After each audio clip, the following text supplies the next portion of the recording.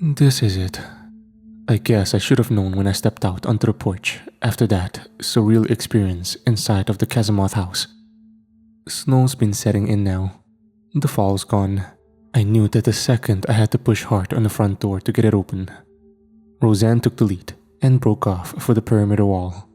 Said she needed to convene, whatever that meant. Isaac and I approached the Europeans as they drove their van through the gate, swerving and parking it not far from the porch, right side towards us. We must have looked like a bunch of crazy militiamen, what with Isaac's one-eyed, bearded, grizzly Adams look, and my walking with body armor and an AR strapped to my chest. The stocky Eastern European man dropping out from the van caught me by surprise. "Isaac, comrade, we have brought you supply."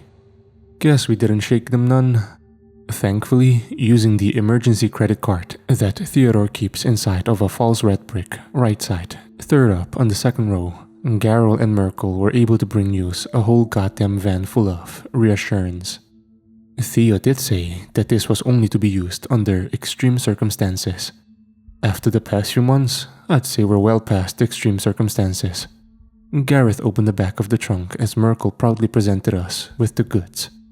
Boxes on fucking boxes of surplus 5.56, many of which were already preloaded into metal magazines. Cost a bit, but it would save us the hours it would take to hand load them all. On top of that, we've got road flares, smoke grenades, canisters specifically marked with an orange diamond. If my munitions knowledge isn't out of date, best not to play with those too close to your literal chest. Shotgun shells of all kinds, and a few new toys, one of which was a slick pistol I'd seen plenty of a special weapons guy use back in Chicago. An FN 5.7 chambered in, well, 5.7 millimeters. Might not be as powerful as a Desert Eagle, but its accuracy and the fact that it can carry 31 damn rounds made me jump at the chance to carry it as a second. Well, technically, a third now. It was when I was inspecting it, Merkel chimed in while showing Isaac some shells. "So, you two are working out here, correct?" Isaac looked over his shoulder at me. I stayed quiet. He was the one with the rapport with these two. Right on cue, he cleared his throat. "Something like that. You know, running, gunning, driving a senile witch lady around, shooting creatures in backyards, fighting demons in basements." He then crossed his arms, feeling oh so pleased with himself. "It's been an eventful tenure up here at Casamoth Exterminators Incorporated." Is that the name we're going for now? I guess it is. "Shooting." Merkel, stockier, short one pondered. Gareth spoke. "So, you say you shot these, creatures?" Isaac nodded. "Not like a distant silhouette like the rest of the townsfolk. Like, actually seen what lurks in the woods? What do they look like? How many rounds do they, take? Are there multiple species? Is it?" Isaac held his hands up. "Listen, fellers, I said we shot at some. I'll be honest, I don't know what the fuck's going on with this place, even months now. But I know one thing, they took the kid, and we've gotta load up and shoot 'em all to get him back. You feel me?" A dark look seemed to grow in their eyes. Gareth looked off, scratching his neck. Merkel crossed his arms. "A child. Yes, they seem to like to disappear. How long ago?" Isaac scratched the back of his head. I gazed at my watch. "Less than a few days." "A few days?" Merkel buried his bearded lips in his palm, probably thinking about something. By now, I'd gathered a bunch of items in a tough box, dragging it out of the back and heaving it up. "Look, gentlemen, it's always a pleasure receiving absurd amounts of firepower, but we have a job to do." I gave a nod to Isaac and carried it in. As I did, I noticed Rosanne over by the wall. She seemed to be kneeling. I knew well enough by now to let her do whatever she needed. God knows what would happen if I disturbed her. Probably would be trapped inside a rock for the rest of my life. Or a tree. Probably a tree. Now or never. Been a while since I did a full load up on supply. Like a mission-style load up. Despite all of the YouTube videos and operator channels recommendations, I'll be carrying 9 magazines, with a 10th loaded in my 15, 6 on my gut, 3 on my belt. My clock was moved to my left side as a backup for my backup in case I found myself really in the shit, which, considering past situations, was likely. The 5.7 was my new sidearm, strapped to my thigh on a drop holster. It was around this time I checked the weather, and boy oh boy, it was getting cold. Like Georgia cold. Hate your life cold. Despite how much I loved it, I ditched my leather jacket, instead sporting a black soft shell and a beanie. A pair of clear Oakleys because last thing I need is to repeat Isaac's accident out here. No offense, brother. Stuffing the rest of the magazines along with a shit ton of smokes for concealment, flares, and incendiaries into my pack, I heaved one strap over my shoulder and hit it out. It was by this time I saw that, number one, the Europeans were still here. Isaac sat on the bed of their van talking to them, though it seemed by the amount of shotgun shell bandoliers he had done his own kitting out. And two, Rosanne was still over by the wall praying. Was it praying? Meditating? Demon whispering? I'll have to ask her. I waltzed over, dropping my assault pack by the back tire of their van. Isaac whistled. Damn, Sarge, this how you rolled back in the day? Not exactly. It was only midday, and by now I could see my breath in the icy air. Then again, we aren't limited by regulations, so fuck it. I eyed Merkel and Gareth, taking off my Oakleys and clipping them to my plate carrier. What are you two still here for? Sun's gonna be getting low, and you probably know what happens when that happens. Gareth walked to the side of the van facing away, and I could hear one of the side doors slide open. Merkel cracked his neck. Gareth and I were talking. From what it sounds like, you two, or three. Merkel looked over at Rosanne. His eyes told me he felt uneasy near her. Have faced best chance against these things. And, from what it sounds like, you kill some of them, yes? I nodded. I have sold many guns to many people, not only in this town still, but outsiders, neighbors, family, ones who go in these woods and never come back. Now, you said your child has gone and disappeared. He waved a hand horizontally. Niet, me and Gareth will help you. Help us? Gareth walked from behind the van, now presenting what he was searching for. He held a large elephant gun, bulky body with a gigantic barrel attached to it. With his other hand, he handed an engraved double-barrel shotgun to his partner in Soviet crime. Yes, help you, the way of my ancestors and your old comrades. I knew what he was saying. I nodded. Brothers in arms we are then. Dwight? A voice from behind me so close I could basically feel her on the back of my neck. It's then I remembered. Brothers and sisters in arms. I don't know how no one saw her approach, since we were in an open lot, midday, and the crunch of the snow would be loud as hell. But Rosanne appeared right at the edge of our semicircle. Gentlemen, Isaac, after a bit of convening with almost 7 deities, I believe I have an educated guess of our next move. Educated? Surely you picked up on my relationship with the earth? It did make sense now that I thought about it. All of the plans, her obsession to stay on shore near the grass, how she always sat near that fake-as-hell plastic tree in the living room. There is a lot wrong with this area, this place, but whatever we're currently against isn't native. Isaac racked his Benelli back, starting to load shells. Native? Like Indians? Rosanne shook her hand, squeezing her temple. No, Isaac, I mean natural. That didn't make sense to me. Are you saying a crap-walking naked man, or fucking Tim, is natural? Rosanne shrugged. I don't know everything, but what I do know is, it's poisoning this area like a virus. The ground, the soul of this place works against it, and to our benefit, it also gives off the direction of its source.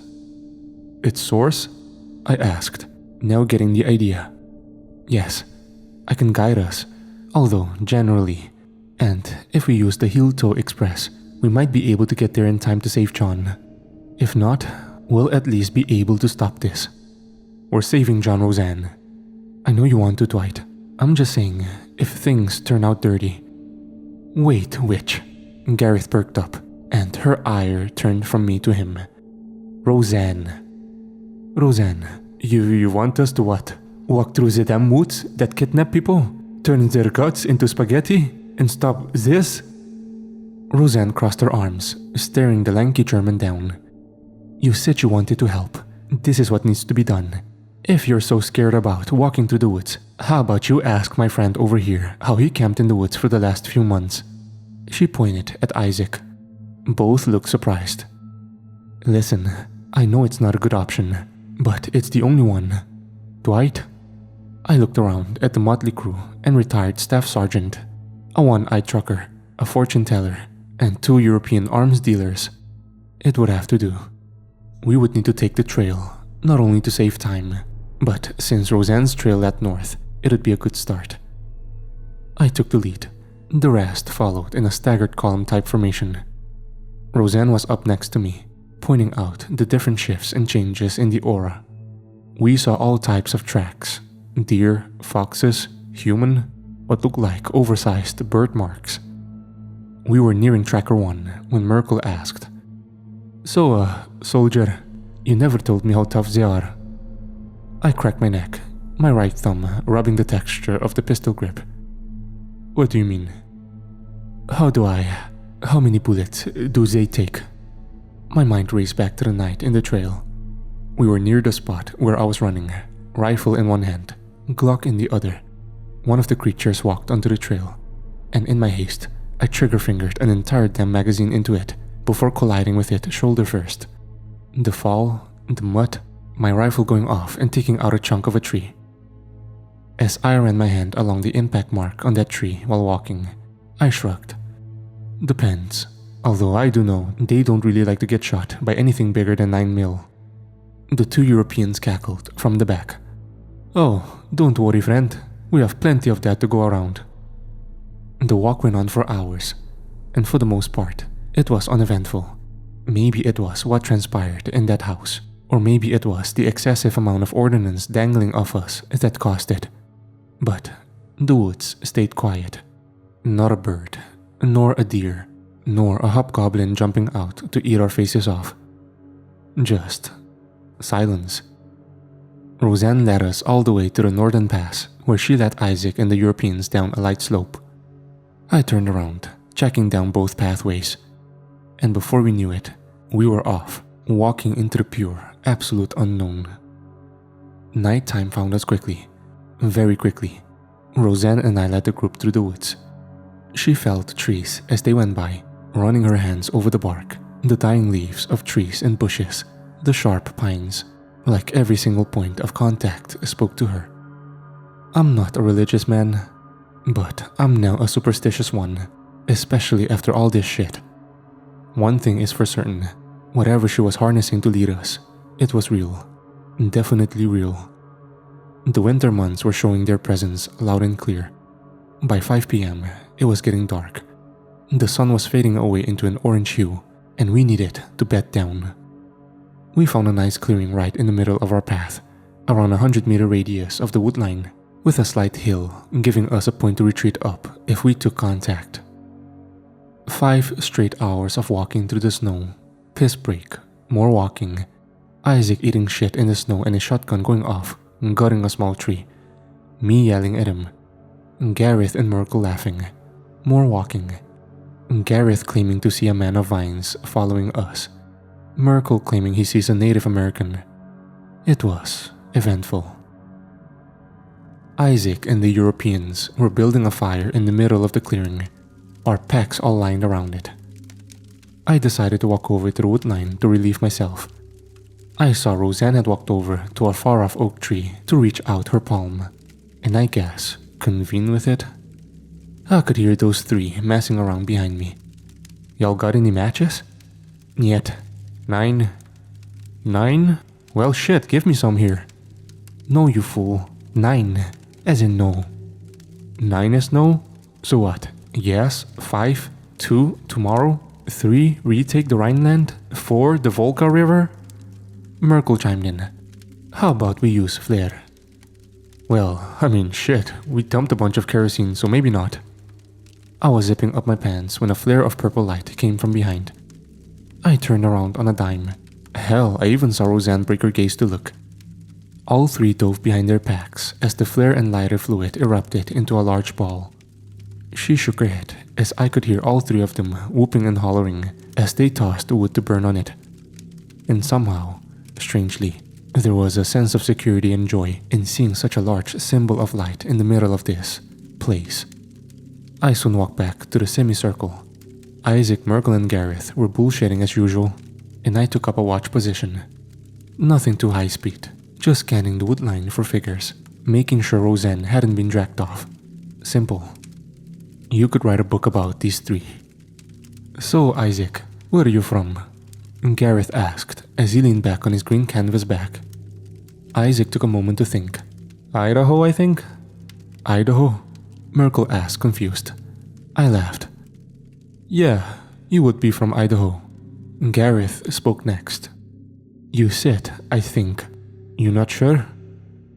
Listen, it's all kind of a haze ever since I was 8, right? To be honest, I'm not sure how I started to be a trucker. Just that one day, I was waiting to get it repaired. I heard this harmonic singing in the woods. And well, I got lost. Singing? In the woods? What the hell is up with Idaho? Okay, no, that was in Texas, I think. Was it? Isaac scratched his scruffy chin. I think it was. Maybe. Merkel laughed, slapping his knee. You are crazy guy, Isaac. Crazy guy. We survived this. I want you to work with us. Between all the scruffy hair in his battered eye, Isaac smiled. You know what, Marker? Merkel. Mackerel. I think you got yourself a deal. It was around this time I stood up to check on Rosanne. She'd been sitting away from the fire. She was probably alright, but I knew well enough that lying in the snow, you could literally be frozen in your spot. My advance wasn't quiet, and a small turn from her head showed she wasn't unaware. Hello, Dwight. Rosanne, you doing alright? She nodded.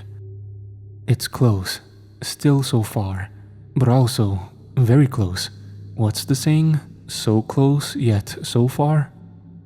I scanned the dark wood line ahead of her before looking down. She'd been in that position for nearly an hour, on her knees, head down, arm on the tree.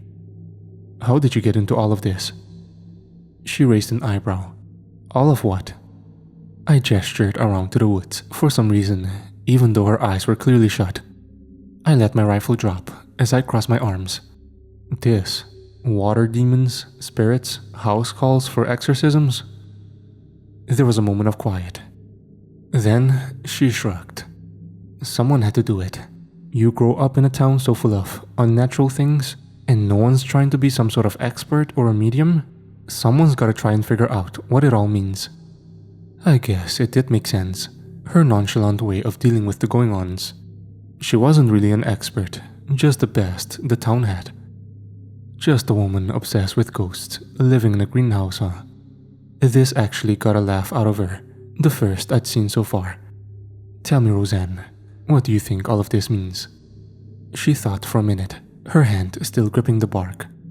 Before she could speak, well, meow. A voice called out loudly from the woodline.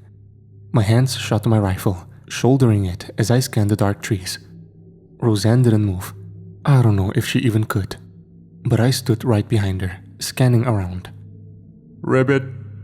Part of me felt like I've been here before. And I had a strange feeling of, not déjà vu, but this was familiar. Dwight, it's not a threat. I raised an eyebrow. It?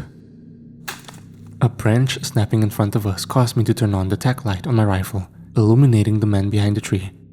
The naked, nearly faceless, crab-walking man. Oh, god damn it. Woof. Its beady eyes and lined mouth stared back in defiance. If it had any muscles in its face, I would have guessed it'd be laughing at me. Like, haha, scared you a second time, asshole. I let my rifle drop as I stood up. I looked down at Rosanne, who was now smirking, her eyes still closed. Something funny, young lady? Woof, the naked, crab-walking man said. I shook my head, running my hand from my beanie down to my chin. Alright, you got me. I held my hands out. Now get out. And just like before, It turned to one side and shuffled away at nearly 60 miles an hour into the darkness. "Is that what you call natural to these woods, Rosanne?" She didn't respond. I'd walk back to the semicircle, Rosanne still on the edge. Isaac traded spots on watch with me, and I passed out on my back, not letting sleep take me, just a nap to help me make it through the rest of the night. I passed out around 6:23 p.m. It was at 6:25 p.m. I awoke to the sounds of the Europeans running around. "What the hell is that?" I jolted up. Isaac was already aiming a shotgun at something behind me. I fell asleep facing the woodline Rosanne was at, who was still there, unfazed. I staggered to my feet to see all three of them aiming at something. It stood just in front of the tree line. The light created a small void where the shadows covered it. It stood there unafraid, unfazed, a humanoid. Gareth was in the prone, aiming his elephant gun at it. Merkel was trying to use his hands as binoculars, and Isaac was trying to unjam all of the rounds he tried to slam load into it. Yep, we were going to die out here. "Should I shoot it?" Gareth asked. "What if it's a person?" Merkel asked. "Do you really think any sane person's gonna be out here at this time of night, Ruski?" Isaac asked. I jogged up to their side of the campfire and knelt down, aiming my rifle at it. "Isaac, keep eyes on Rosanne. This might be a distraction to snatch her up."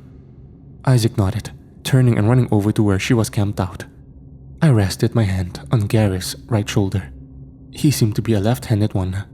"You got a shot? Take it." A small chuckle came from the German as he slowed his breathing. One breath, in and out. Second breath, in and out. Third breath, in and... The barrel of the elephant gun erupted as a red-hot round shot out.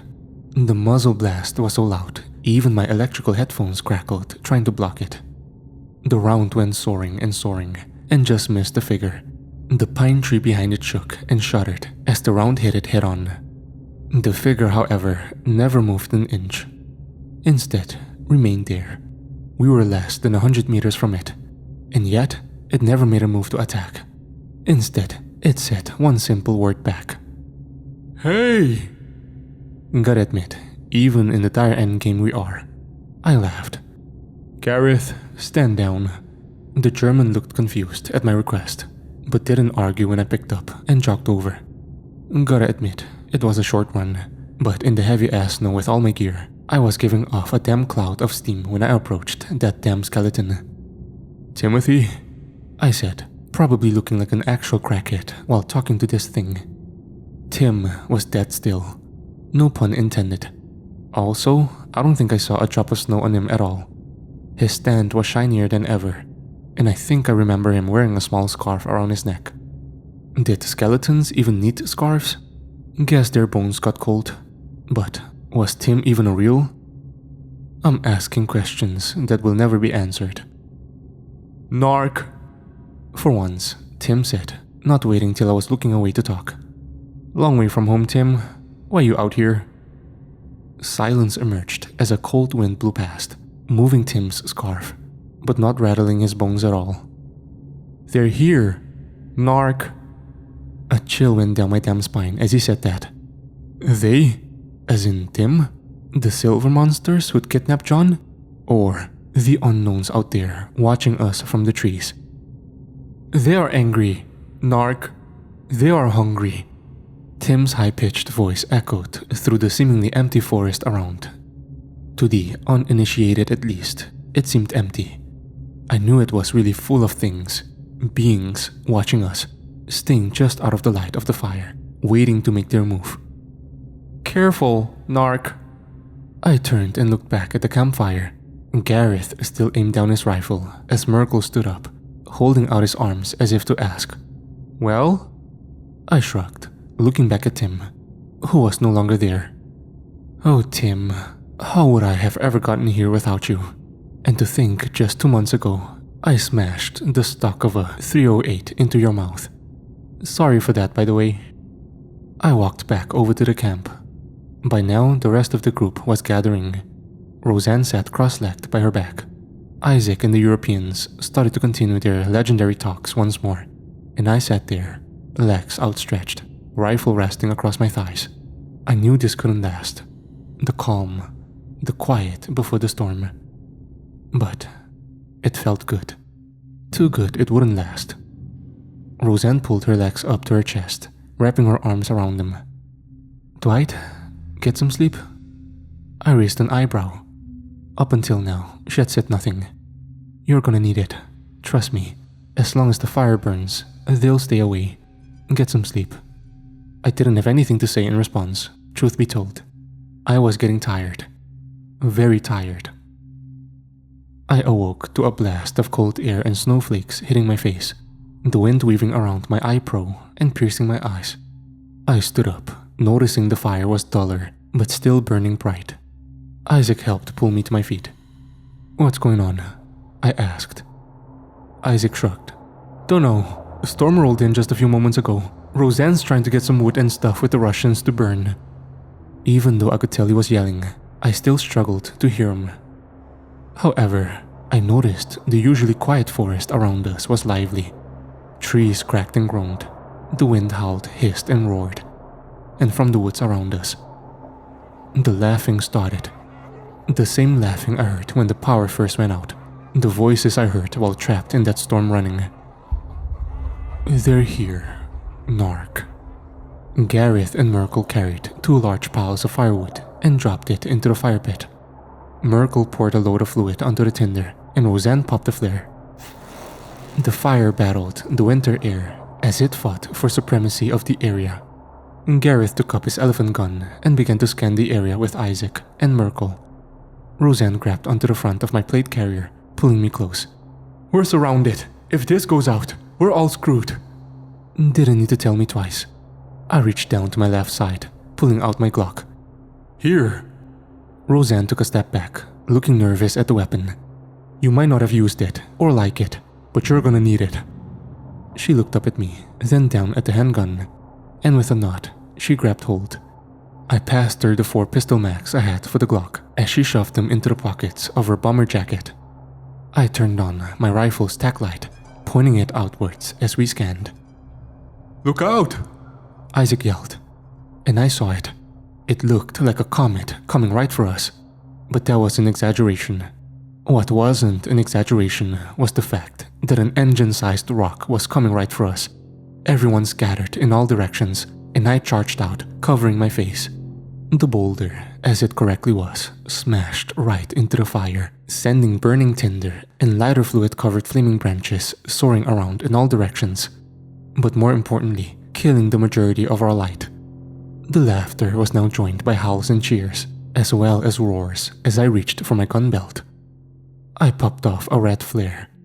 Around, I could see the rest of the group lighting up once as well, as a series of colorful pyros surrounded our former campfire.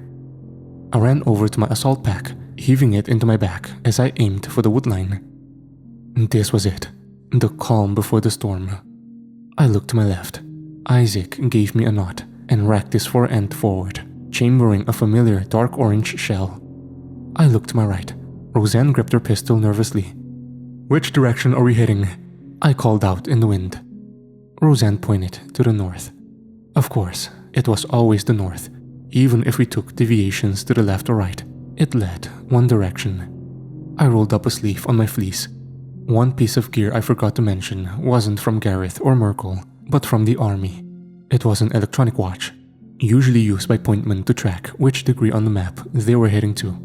Now sure, you could use a compass, but in this weather, under this light, I'll take the watch's electronic glow over a busted standard issue compass any day. I input the azimuth and shouldered my rifle. Even with my fancy-ass watch, Rosanne was our lifeline to the source. She had little to no combat experience, and the way she held that Glock made me realize she probably never learned how. And now, here we are, waiting for something to take the first shot. I cursed under my breath for not trying to teach her how when I had the chance. But then, my eyes caught sight of a dark figure bolting from the woods, right towards us. Isaac shot up to his feet and aimed the shotgun. "Hello from Idaho, you mother!" An explosion of fire escaped from his barrel, extending outwards in a huge pillar. It was so bright, especially to the dark area around, that I squinted just trying to see. That was it. The shot that ended this entire charade. Gareth and Merkel joined Isaac as they lobbed hate at the woodline. A series of oranges, yellows, whites, and reds tore through the trees, causing some far-off pines to shake, others to fall, and the woods to roar back with pained moans and unearthly voices. Normally, I would try to assign rates of fire, but that would take a whole lot of time to teach them, and I could tell since they were all picking up and assaulting forward that we had no intention of staying. "Come on," I called out to Rosanne. I moved forward. She stayed right to my right side. As we pushed up, I could see several figures in front. I dropped to a knee.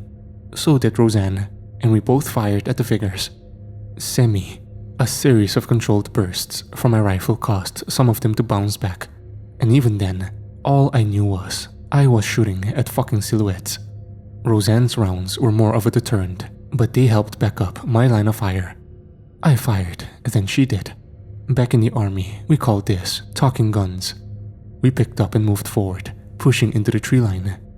It was a fucking mess. Tracers and shots meant to take down fucking rhinos tore through branches above, causing us to duck and take cover behind trees and fallen logs. They stayed just out of sight, my rifle's light trying to spot them. But just as I zeroed in on them, they were gone. Rosanne called out ones around us, all the while grabbing onto my arm and dragging me in the direction we needed to go. In the distance, I could hear Isaac cheering, and Merkel and Gareth shouting old war cries befitting of an old battlefield. It wasn't until the snow was coming down hard that I realized me and Rosanne hadn't stopped running for a good while. We only did when a large pine tree came right down square in our path, hitting the ground just before a slope downwards. Rosanne stopped just before it, but with all of my gear and the weight of my pack, I nearly toppled over. "Dwight!" Rosanne yelled through the wind. I braced my offhand on the lock, trying to push myself over it. That's when I heard Rosanne open up on something with her Glock. I turned around, only to catch a silver hand out of the corner of my eye, shoving me over the lock, and I went tumbling down the slope. My pack, my vest, my rifle, all worked to my disadvantage as the weight threw me around so much I hit the ground. My mind blended. I spit up dirt and ice over grass, a hunting memory of weeks prior. Then, I heard it. Something taking off towards me. Both feet. If it only had 2 feet, running at full force. Forcing myself up onto my feet, I flicked my rifle onto kill and fired a burst into the forest. Guess I was already standing on uneasy feet, because whatever silver-skinned beast hit me sent me flying back into a small ditch as it drove its shoulder into me. I scrambled to my feet again. At the mouth of the ditch stood a small tree. I took up cover, gripping my rifle at the side of the tree, then quickly switching to cover the other side. A set of footsteps came charging from the right side. I aimed to the right. A series of rounds sent whatever beast was about to emerge back into the darkness. Then from the left, I gripped onto the tree, and another series of rounds sent the beast back into the shadows. From the left again, I aimed down and... The click of the rifle. Empty. Like clockwork, my right hand flew down to my thigh and pulled the 5.7 from its holster. Rounds cracked off, and I swear I could make out a set of teeth in the dark. An angry scowl right before they ducked back into the shadows. I slapped the gun back into its holster and tossed the empty mag out. In other circumstances, I would have liked to keep the mag, but I could care less. All I cared about was the relief I got when I slapped a fresh 30-round metal mag in and slapped the bolt release home. Again, they started to come close. From the left, from the right, then the front. All the while, I switched from possible target to possible target. All possibles. Because I never saw them fucking clearly. Never seeing them fucking clearly. They never showed their faces. They never came out. And all the while, I wondered, where was Rosanne? Isaac? I looked around trying to find them. A roar from my 8 o'clock snapped me back to reality, and I swung around. My mind was battling itself, fear for my friends, and the military calculus I had burned into my DNA fighting. One trying to help, the other keeping me alive. Another magazine empty. I was running thin. It was my second one. I barely had just enough time, backpedaling further and further into the ditch to chamber the round and release onto the unseen foe in the dark. I scanned again. 12, 10, 2, 3, 9. My rear. I hadn't checked my back. What if I was snuck up on? I turned around, seeing another figure in my peripheral. I zeroed in on it and... it wasn't a creature. It was him. I barely recognized him since it had been so long. But there he was. Tan skin, maroon, white and red paint, with a feathered headgear on, standing underdressed for the winter. But I don't think it mattered to him. The native. My barrel lowered as we both stared at each other in the eye. My Oakleys were nearly fogged up from all the steam, and I could feel myself breathing as heavy as I did after my first gunfight. What did he see me as? Why was he following me? Was he here to finish me off? Why would he? He had the chance, every time he appeared right as they were about to overwhelm me, and every time. A set of heavy footfalls from behind me. I turned and yanked on that trigger hard. A set of silver hands with black nails were just a meter from my face before I sent them back into the darkness. Empty again. I threw the empty mag from my rifle, loading another one in. I was burning through ammo like no one's fucking uncle. I turned back around, and he was gone. In his place, where he stood, was the moonlight. It shone through 2 tall oak trees just 50 meters from me. A clearing. I bolted for it, knowing that was probably my only hope right now for not getting swarmed. Wretched screams and hands were outstretched as I fired into the woods around me. The carry handle of my back got caught on a branch, but I powered forward, snapping the branch and causing me to stumble, nearly falling into the snow as I broke out into the clearing. I whipped around, and there I saw them. 5, 10, maybe a fucking dozen. Dozens? They all stood just behind the tree line, but I could finally see them. Some of them the silver-skinned monsters from the trail, but others elongated, strange creatures with reflective black skin. Others animals, oversized and shaped like humanoids. All of them stopped at the edge of the woods. I still had my rifle shouldered as I stared out, my lips frozen, quivering. The silence as they just stared, some of them beginning to back off. "Come on!" I roared, firing off a series of rounds. Tracers broke the air as some hit the trees, others the rocks, but some still hit them, causing them to jolt and stumble, but never causing them to charge. Instead, they just backed off into the darkness of the woods. I stood there confused. Then, I took a look around at the clearing. It was from the drawing, half sunken into a huge duvet into the ground, possibly the work of a sinkhole. A larger house, bigger than the Casamoth house, angled and pointed rooftops stood in defiance to the ground that tried to swallow it. What the hell was this? Hollowed ground? Was this too much for them to... It hit me. I looked down at my watch. The arrow pointed dead towards the house. Towards north. Towards the source.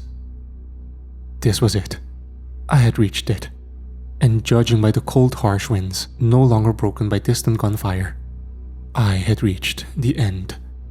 And I was alone. I don't know how in the hell I've still got service. I've got only 2, maybe 1 bar, but I guess I'm still within range of the towers. I'm typing this, my fucking hands nearly freezing up, lips barely able to make coherent sentences. About an hour of waiting. I've lit flares, I've called out. Hell, I've fired about a full mag into the air, trying to signal the others. Nothing. I've consolidated my ammunition. About 14 magazines, the ones on my vest and the ones in my pack. Around 4 5.7 pistol magazines, a phone on 18%, and only 1 entrance into the house. An upper floor level window I've managed to break open. Looks like a bedroom. I'll be honest. I don't know what's gonna come after this. I know I might have said that before, but for real this time. For real. If this does get posted, and makes it online. This might be one of my last posts. Isaac, Rosanne, Gareth, and Merkel aren't coming. I'm heading into this alone. And I don't know if I will make it out of this. No, John's still down there. Hundreds of people have gone missing. I don't know if I can beat the odds, but I have to fucking try. This is Dwight Nolan, last member of the Casamoth extermination team left standing. I will be back.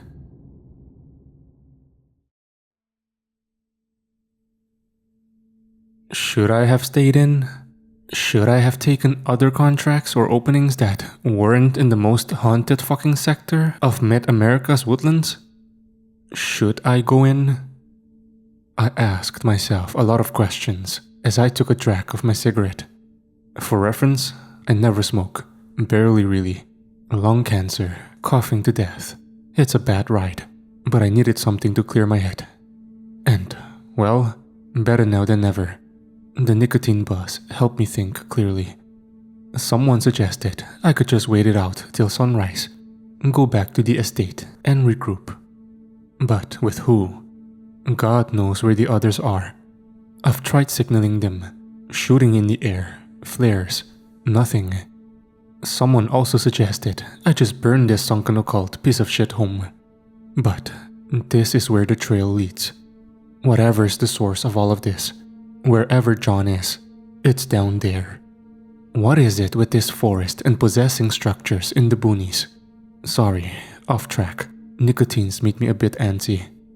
But also, no, this is it. No turning back. No retreating. There is no other option. I took stock of my supplies. Running through the woods like I was, being chased by a pack of fucking demons. I hit a lot of trees, took a lot of falls. What I'm getting at is, I lost a few mags and some necessary things.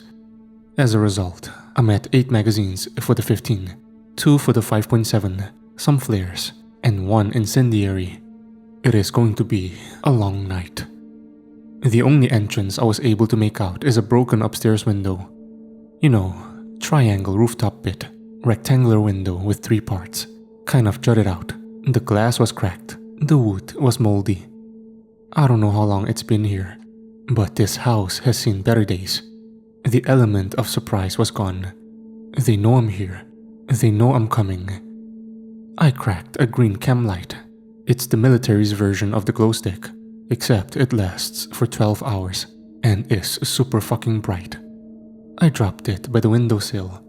If Isaac and Rosanne are coming, at least they'll have a guide.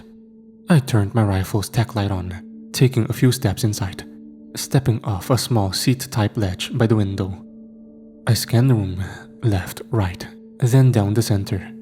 It was small, kind of square-ish with... Wait a second. Blue walls?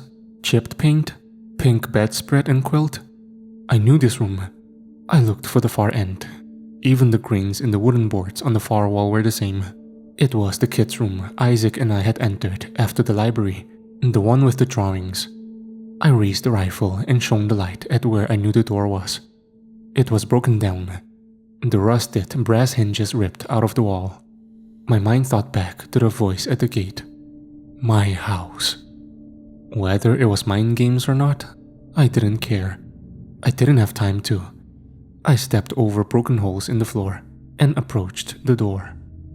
A crushed cabinet we used to barricade it back in. Whatever Isaac and I found ourselves in caused the door to be jammed at a sort of diagonal angle. This meant my 210-something ass with at least 30 pounds of gear had to squeeze up and over the gap.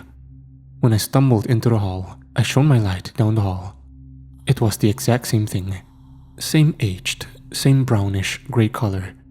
Doors were staggered on either side, with one on the right wide open. White tiles visible from my end. The infirmary. So, I did what every good infantryman would do. I kicked down every fucking door on my way there. First one was an empty room. A single wooden chair in the middle. A single shackle bolted to the wall. Next was a broken down rec room. Rotted pool table. Collapsed in bar top. Tables with a demolished old TV. Basically, for the next 4 rooms, nothing of note. Not a sound, not a whisper, not a cackle. Nothing. Just the sound of my own heartbeat, my boots hitting the floor, and the sound of wood cracking as I cleared each and every room. I reached the infirmary, pieing the corner.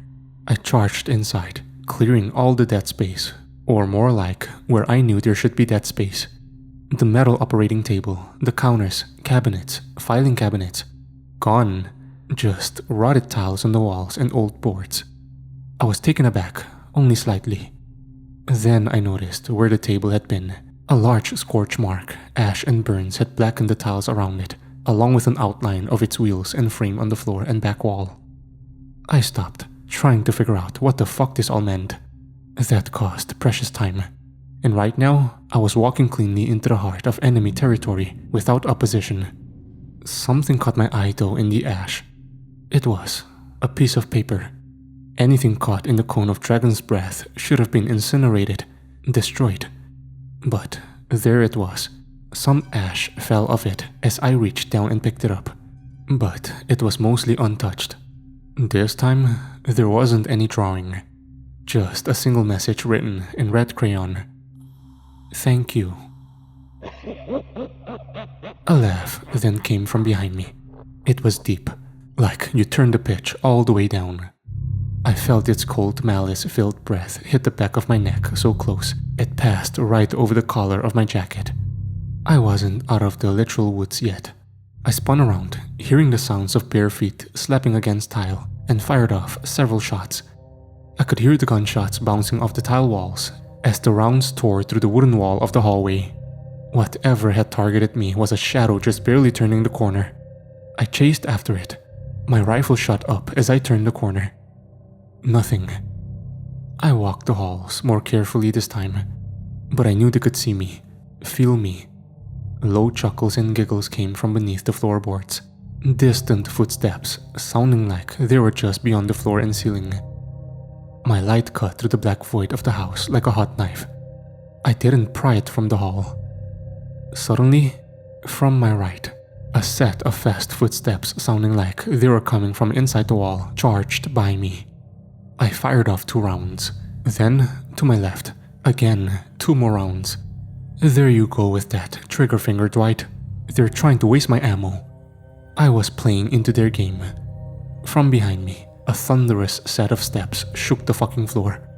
I dropped to a knee as I turned, and fired 3 rounds at nothing. I saw my 5.56 tear up the wood of the distant door and cabinet. Dwight? John's voice snapped me from my nicotine and sleep-deprived buzz. John? Dwight? It sounded like he was nearby, but I heard the stories. How some things could imitate voices, hide inside people's skins. I had to be careful. If Rosanne's hunch was right, he was here. I needed to keep my trigger finger on a tight fucking leash. I followed the cries for help to a door not far on the left side. I tried the handle. Locked. John, get away from the door. A kick didn't do it this time, and I had to fire off yet another set of rounds. Half stumbling in, I saw I was in a laundry room with no one around. I looked everywhere, inside a small closet, inside some of the machines. Then, a knocking came from inside of a chute. It was a metal pull chute used to drop laundry from above to the floors below. Or it should have. But this was the laundry room. Why was this here? Where did it go? Questions for another time, as my offhand grasped the metal handle. I aimed my barrel inside as I pointed. Distant laughs still muffled through the floorboard. Nothing. I squinted as I stared down. For reference, I'm a big guy, long reach. My actual hit was several feet from the chute. So when a giant fucking silver hand with blackened nails shot out and grabbed the front of my plate carrier, I was a little surprised. My nose and face smashed into the metal outline of the chute as I scrambled for my rifle. The thing was trying hard to pull me in, and I could feel my damn spine strain as it did. My rifle was caught, crushed between me and the wall. My hand dropped to my thigh, the drop holster, and pulled out my 5.6. I stuck the barrel of the hand cannon in and let her rip. I couldn't see much, what with my damn body being stuck to the wall as a fucking ghoul tried to pull me down the little rabbit hole. but I could hear the distorted, human-like screams from it as it finally let go. I stumbled back, fumbling as I threw my pistol back into its holster and fired off a few rounds into the wall. The voices were up in arms now, giggles turned into belly laughs, distant footsteps now stomps, all sounding like they were just outside of the floorboards. I charged out of the room and continued down the hallway. I eyed its end. Finally, a wooden door, moderately intact, just a few meters down. Get through the door, continue down, complete the mission. Or at least, that was the plan. My foot going right through one of the boards threw a wrench into it, however. I tried to pull my foot out, but as the laughs heightened, I heard the house around me groan as the rest of the floor gave way. It could have been the work of whatever targeted me, or it could also be the fact that I was thumping through an old collapsing house made of wood, like it was a semi-stable structure. It wasn't. I slipped and my torso slammed into the floorboard in front of me, and as I scrambled to grab onto something, my gloves prevented my fingers from digging in. I went into free fall. A semi-lit hall turned to darkness, and I wondered for a second where up even was. Before I could even think about bracing myself, whatever wooden surface slammed into my left side told me I had turned mid-flight. My left arm took the brunt of the fall, and pain shot throughout my shoulder. The weight of my pack shifted and pulled me off yet again. I fell face first this time onto an old, matted, moldy carpet. I fought through the pain to stand up, and as I got a hold of my rifle, I was able to see again. Though there was ambient light, a strange orange-like hue. I recognized it. The green carpet only backed up my, albeit slightly disoriented, theory. As I scanned the area above, the wooden surface I had fallen onto was in fact a bookshelf. I had fallen into the library, although it was a bit bigger, a bit more upscale. However, the design of the bookshelves, the color of the floor and lights, all the same. Before I could start piecing together things, a crash came from behind me. I aimed my rifle at a spot on the bookshelf wall, several novels falling off as a set of silver fingers were poking through a protruding spot in it. Then, another crash caused the boards to push more and more forward, and more books shook and fell off. Something was trying to break through. Through the continued laughs and giggles, I fired off several rounds into the wall. Instead of a roar or a yell, I was answered with a sentence. "Dwight!" Unlike the deep, low-pitched yells and tones of the others, this one was strained, melodic, echoey. I saw it look at me through the sizable hole it made in the wall. Its skin was a deeper gray rather than silver, and its eye was completely white, save for one black pupil. "Hello, Dwight," it shouted. Another punch nearly caved in the wall as it struck again. I fired off more rounds, but as my finger pulled the trigger for a fourth time, the boards on the wall started to give way as its arms extended through, ripping away pieces of it as it climbed through. I dropped the magazine, dragging a heavy metal mag from one of my belt's pouches. I slammed it in and released the bolt, only to come face to face with the Goliath that it was. It was bigger than me, much bigger, maybe nearly 7 feet in height, and its roided up, bulging muscles looked like it was tearing its skin apart in some places. "Stop fighting, Dwight." The hulkish appearance didn't take away from the way it perfectly articulated my fucking name. My teeth gritted as I fired off another burst of rounds, but it just closed the distance, pushing my barrel to the side. It instead grabbed my shoulders and picked me up. It held me so close, its stench was almost unbearable. It was the smell of rotting, waterlogged death. It threw me into what I found out was a door. My pack was in the way, bracing my impact. Before I could even zero in, a large copy of War and Peace struck my nose. I cringed. Between all the abuse to my face so far, I could smell the iron scent of my own blood pouring out of my nose. I think I was doubled over, because it was able to reach over and grab my pack, using it to swing me, and sent me flying through the door, right into a banister. The banister hit my rifle, which pushed into my front plate, which pushed into my chest, knocking my breath out of me. While I wheezed, I looked around. It was a shockingly similar layout to the front of the Casamoth house. Staircase leading around the right side of the room. Old rotted couches and furniture below, with a set of double doors pushed open by tons of dirt and roots. "It's almost over, Dwight." The voice reminded me of the here and now as I spun around, leaning back against the banister, and aimed my rifle, only to get a taste of my own assault pack as it was thrown and bounced off my goddamn head. My Oakleys were crooked, splattered in my own spit and blood as I blinked to regain my vision. I raised my rifle again, only to have that grey muscular hand push it to the side, and for a giant bare foot to go square into my chest, pushing me through the banister and sailing into the floor below. The next thing I remember was eating old couch fabric as I dove face first into the couch, completely collapsing it inwards. I rolled over once, onto my back, before stopping. My head was spinning, a migraine was forming, feeling like I had just gotten hit by a sack of bricks, one at a time. To be honest, I kind of did. The thing laughed. My left hand wiped across my face, tossing away my now broken eye pro as I saw it stare at me from the banister, probably because it was confident, or because it knew my rifle had been doing jack shit. It took the stairs down. My 15 had been caught underneath me on the fall, and I strained to pull it up and over. I aimed my optic on the thing and pulled the trigger. Several rounds exploded from the muzzle brake as it simply held up an arm, shielding its grotesque bald head as it walked down the stairs. 2 rounds, then 4, then 3, then click. I was out? Already? I had barely... No, I jammed. I nearly pissed myself as I dropped the mag and pulled the charging handle back. Double feet. And boy oh fucking boy was it one hell of a double feet. As I finger-fucked the gun, trying to get the rounds out of the star chamber, the thing must have knew I was in trouble. It laughed as it vaulted the final stairway banister, power-walking towards me. I dropped my rifle and sat up. It was down, and it was just meters away. I wasn't getting up. I wasn't unjamming it.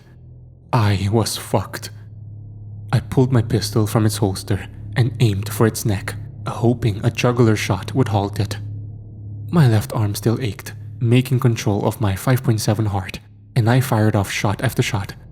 The thing stared at me, hairless head, wide eyes, open mouth, as it reached for me. This was it.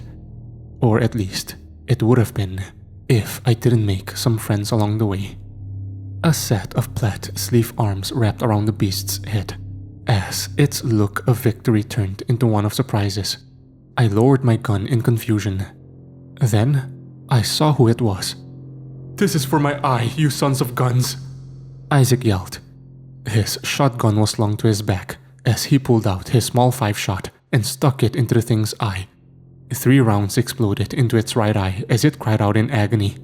A splash of black ooze splattered across its face. This was the time I needed. I turned over and both hands quickly grabbed hold of my rifle. I reached in, unjamming that sucker faster than I'd ever done, and worked that charging handle just to make sure. I slammed the magazine back in and racked around, sending her home. I was on spaghetti legs as I stood up, but adrenaline surged back through my body after its long hiatus. I squared up with the beast as it thrashed and swung, trying to grab Isaac. "Isaac, get down!" I yelled as he looked over at me. The beast then charged backwards, slamming into the wall and causing Isaac to fall off and slam onto a table. It scratched its eye as it looked down at Isaac, and then back at me. I flipped the selector switch. Semi. Then I thought for a moment. Screw it. Auto. A fast burst of rounds peppered the thing's chest. My injured offhand battled to keep the weapon stable. It was woozy, like I had finally made a dent in it. It shook its head. I fired again. Another set of rounds tore up its chest, black ooze now starting to spill out as I advanced, wobbly but confident. The script was flipped now. Another burst, then another. My magazine finally ran dry, and I dropped it, slamming in another mag and releasing the bolt with the oh so fucking satisfying ka-chink.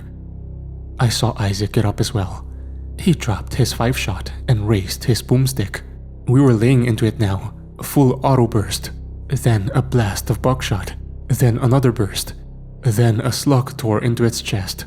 We were battering it again and again and again and again and fucking again.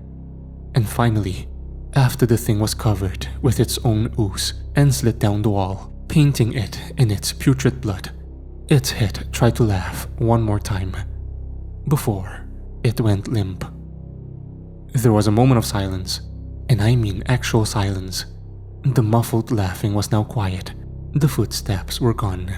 All that I could hear was my rifle dropping down as I let go, the floorboards creaking beneath my feet, and the heavy breathing of me, and of course, Isaac? I said, spitting blood from my lips as I hobbled over. Guess Isaac had seen too many action movies too.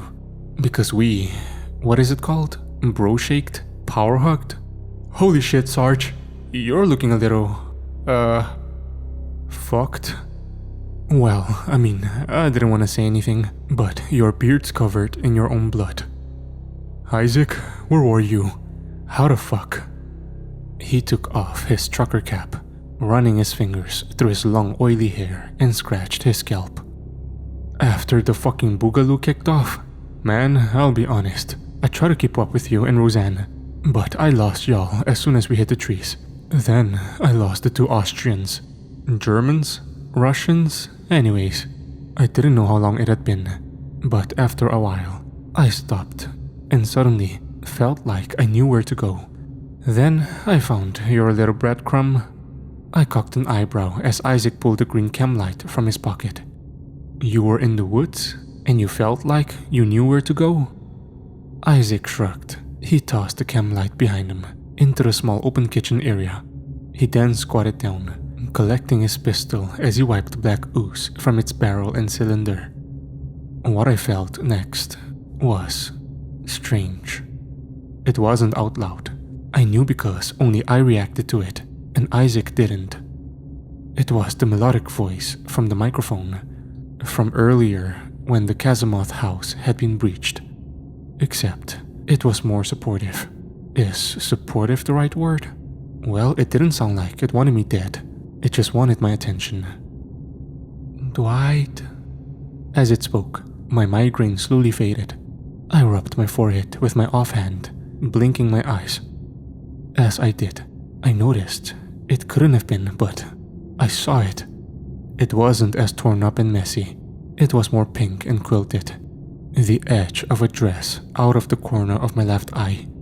My hands shot to my rifle, and I zeroed in on where it should have been. Like always, it was gone, but instead, I saw an exact replica of where the hallway with the security room was. The security room wasn't there, but there was another doorway. The basement doorway. Isaac bolted to his feet, aiming his shotgun in one hand and his pistol in the other. What's up, Chief? You see something? I lowered my barrel as I knew the pathway ahead. The house was sunken into the ground. All the voices came from below. We had to go down. Isaac pressed the barrel of his Benelli up to the doorknob and let loose.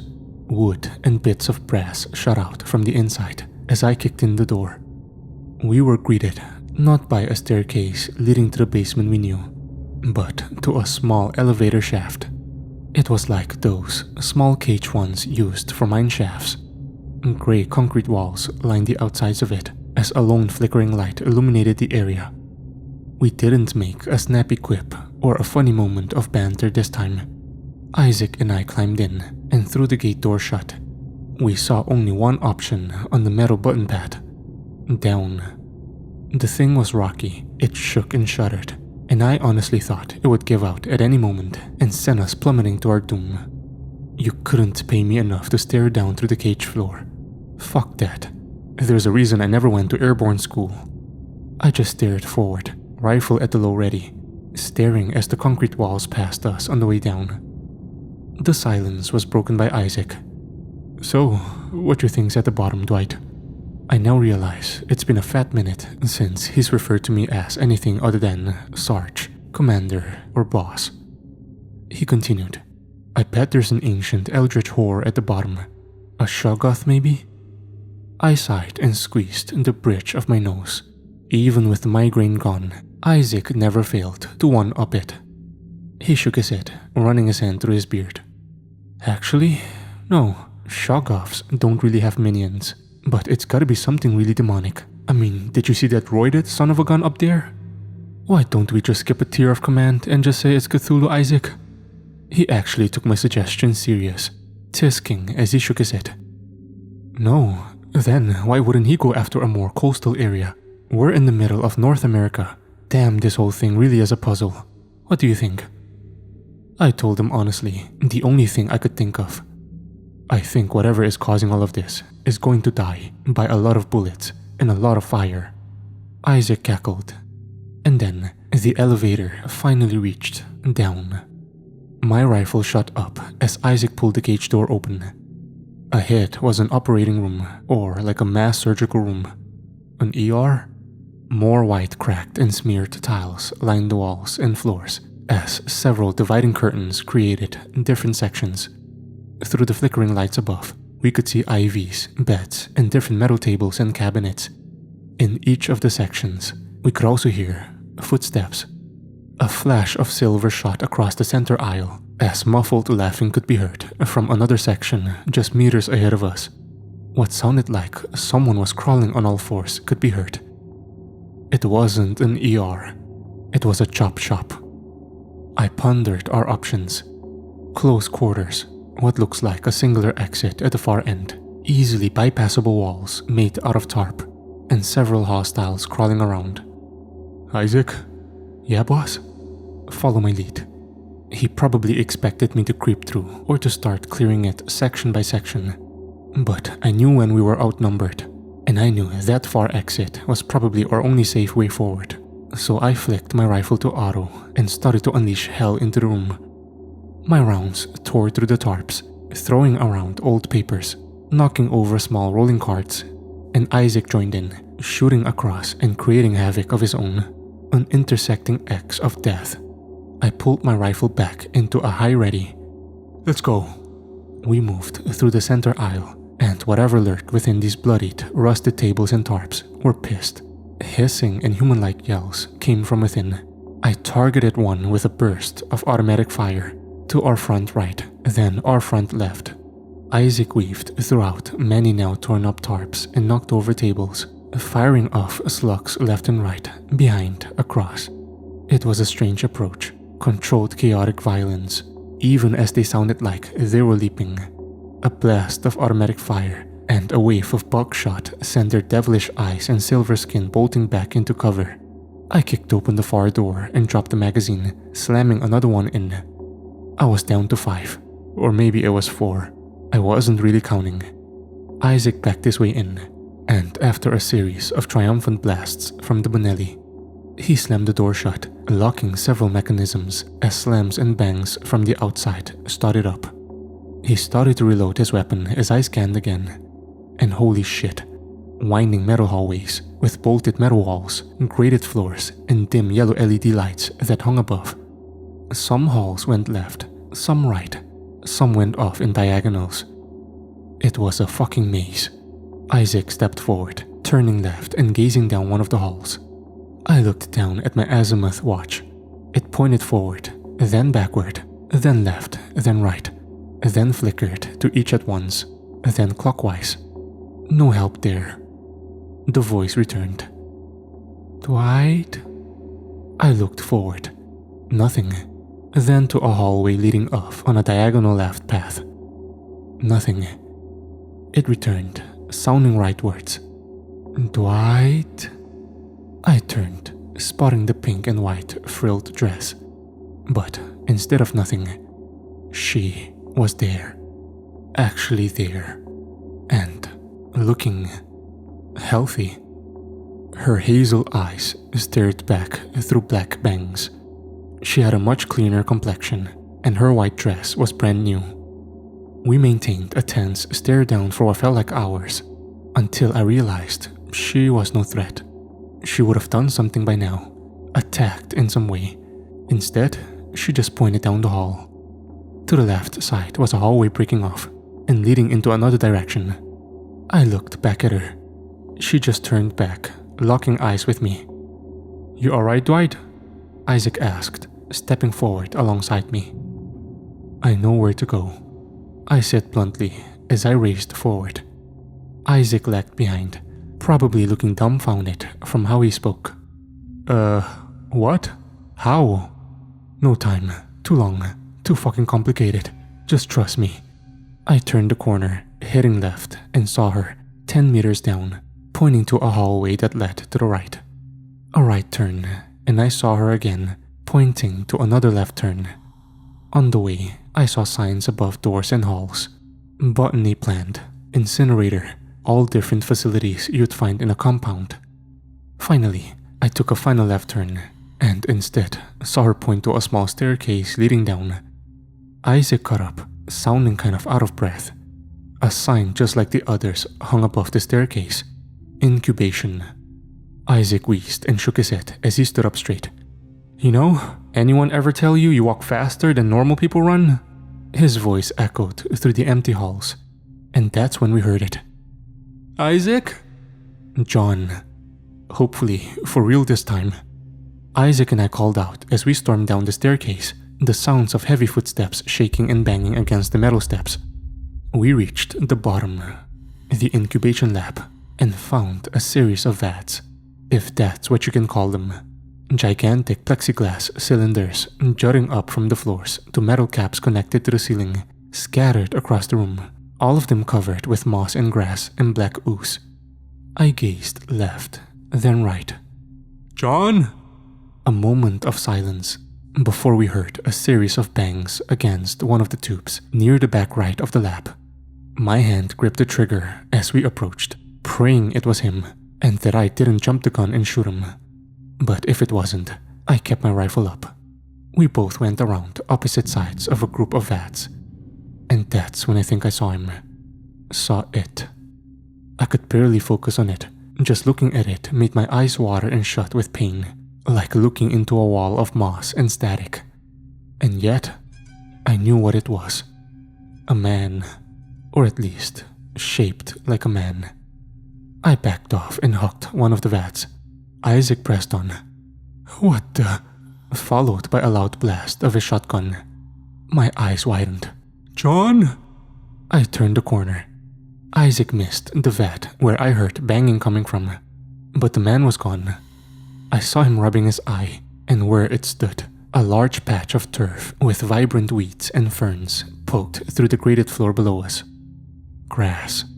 I searched the sides of the vat and saw a small handle and latch on the side. I looked back to Isaac, who held his shotgun up, giving me a slow nod. I flipped the latch up and pulled it open, and backed away. I gritted my teeth, prying my finger away from the trigger, saying damn it fucking all to the consequences. John stumbled forward from the moss-covered vat, his hands green with grass stain and coughing up black ooze. "Kid?" Isaac dropped his shotgun and got down on a knee. I let my rifle drop as well.